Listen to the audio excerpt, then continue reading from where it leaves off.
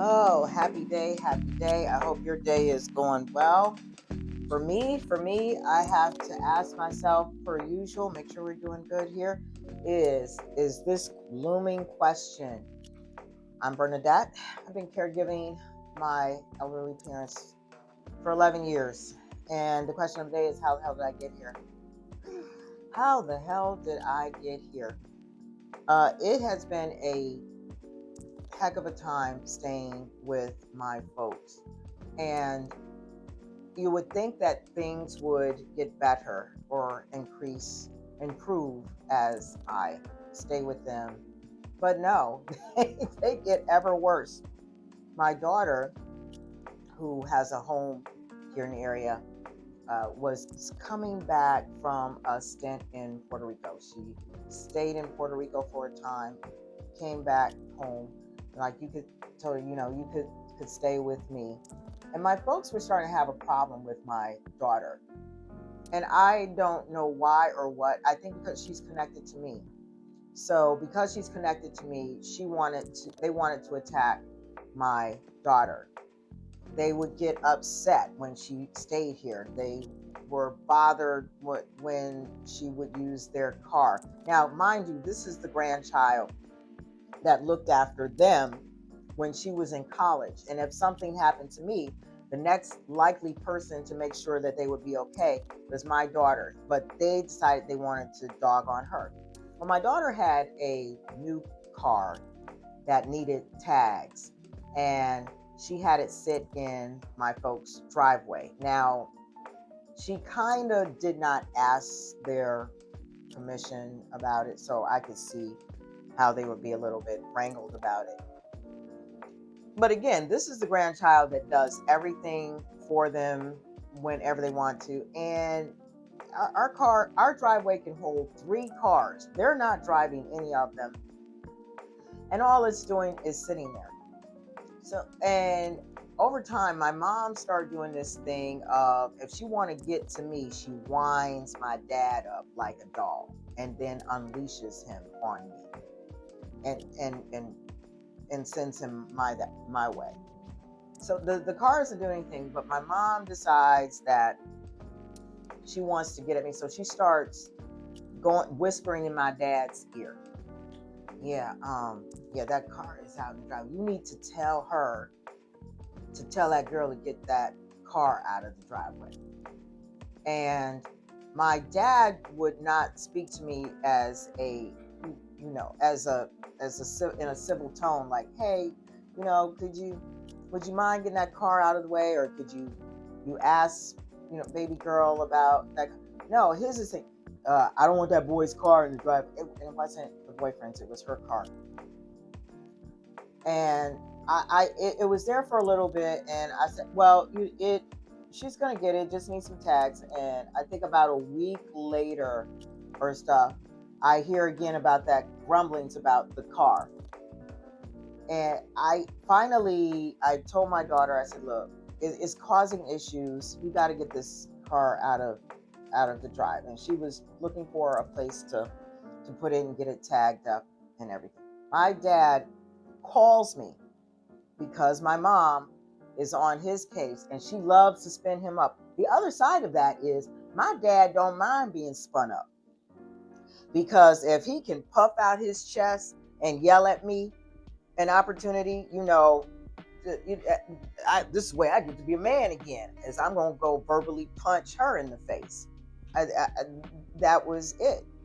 He called me up and told me, he didn't even tell me. He picked up the phone and yelled at me, I want that car out of the driveway. You tell that boy come get that car. I said, and I yelled back, and I told her to get the car, and I hung up on it.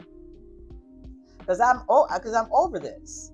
I'm just over being treated like this. Because the one thing about my folks is that they were very clear. They could take a shit on me, but they would not act this way towards anybody else. And that is the way that they treated me. And it seemed like the longer I stayed here, because now we're in years of this, because this was 3 years ago. This is 26, 20. I think this is about 3 years ago or so that this happened. Yeah, 3 years ago. that this occurred. So the longer, so I'm now 7 years, 8 years into this. The longer I take care of them, the worse would treat me. The worse that the situation would become. I was like feeling really a little bit on edge because I knew that I was not going to hear the end of it with the whole car situation. And I knew that the next time that my dad came at me, I was not going to be that, okay, whatever you say, because that is what they were used to. One of the things I had to learn to do was stop responding and answering as that 14-year-old that they were treating me as, and respond as that 54-year-old that I was. I'm an adult, just as grown as them, and I had to come out of it. I had to break out of that respect for elders because they sure as hell did not respect me. I had to break out of that. Respect is a two-way street. Silent generation and boomers don't believe that, but it is the case. And I'm up here doing you a favor because the only reason my folks got to stay in this house is because I'm up in here. My sibling was ready to ship them off to assisted living more than a decade ago. But they only got to stay in this home because I backed him up off of it, and I was staying here too. So, and this is how you're going to treat me. I will not forget it. It was Saturday, I think it was, and a childhood friend of mine who they've known, who's done a lot of the handiwork for me. Anytime we need anything, hey, can you come over here and do this, do that? Was cleaning out the garage for me. Just cleaned out the garage. So he was over that morning doing some light fixing and things like that. When I went downstairs, I could tell my dad's disposition was a little rough. My friend had come in the house just to speak and everything to the folks. And I was like, hey, Pop, you need anything? He's like, no. And I could tell that he was like just that heated, like puffing up, like something was under his skin. The friend goes outside and I'm getting in breakfast together. My dad, when the coast is clear, stands up and proceeds to scream at me. I want you to tell that boy to get that car out of this driveway today. And you hear me? That's going to happen today. Now, Ma has spun him all the way up. Now, my mom's at the table. And this is the part this is what she does, because my mom is a shit starter. She starts the shit and then she watches the shit hit the fan and she makes sure none of the shit hits her. So now my dad is screaming at me, which my mom loves. She loves that. And she's watching that and he screams at me.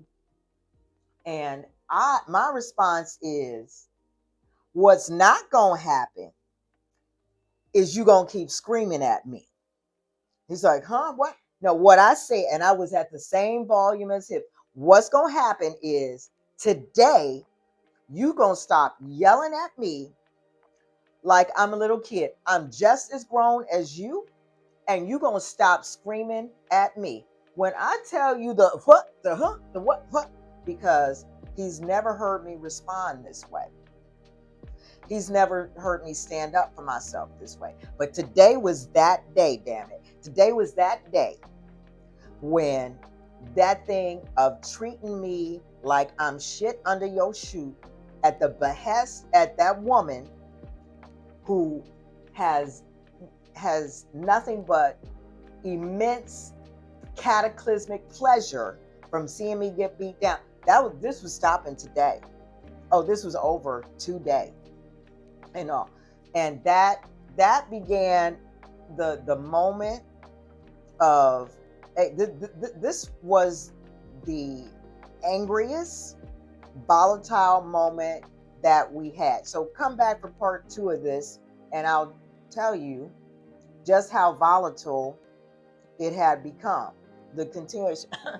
Part 1, Ma the shit starter. That's what I have to call this one. Come back for Ma the shit starter. Tuesday, Thursday, and Saturday, there is a new edition of How the Hell Did We Get Here? This is the halfway point where I'm almost, moving towards the end of my series, but this is where it is just, this was the most volatile part of my journey here. Thank you for joining me for this. Thank you for being a part, for liking, subscribing, sharing this out, being a part of it. Caregiver Nation, please subscribe. And again, Tuesday, Thursday, and Saturday, 6 p.m., there's a new episode. Come back. See how much shit did Mom start. And it was way more than she bargained for. Thank you for joining this episode of How the Hell Did I Get Here? Be sure to tune in on Thursday for the next episode. And follow me on TikTok and _caregiver collaborative on Instagram. Subscribe here so you don't miss a thing.